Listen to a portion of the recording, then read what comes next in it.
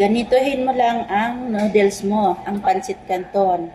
Or kahit anong klaseng noodles, ganitohin mo lang. Kayo dyan sa Pinas, ang daming gulay palibot. Ganitohin nyo lang yung mga noodles kasi hindi naman maiwasan talaga makakain kasi pang mabilisan na ulam, makaluto ka talaga nito. Lagyan natin ng sausage, hotdog, kahit anong klaseng hotdog, tapos pritong itlog ni Manoy. Tanga na to, bisan kahit anong klaseng gulay. Yan. Patatas. Lagyan natin ng manok konti, yung mga tira-tira nyo dyan. Lagyan natin ng carrot. Kahit anong gulay.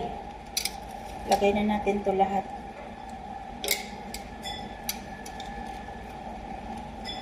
Kasi hindi naman maiwasan mga bata magkain ng kasi nasisira na itong salad ni Dodong.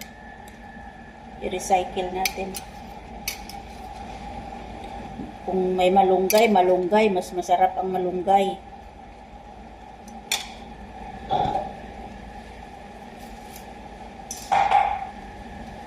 Tapos, butangan na ito og atsal gamay.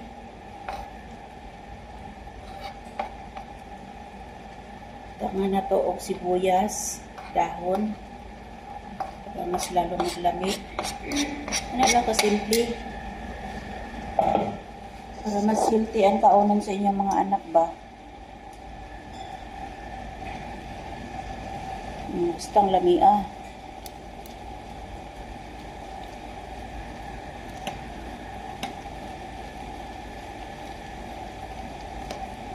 Para healthy ang ang noodles, i-boil o sana ninyo ang unang bukal ilabay ninyo para at least na bawasan ang conservatives ba, ang preservatives. Okay, isa pud ni na maka-cancer sa atong atong bituka. Pangitaan na lang natong paraan paagi kay mura man ni mga usahay makaya nato sa tong budget. Ana lang, luto na, ready to serve. Thank you for watching, guys. I love you all.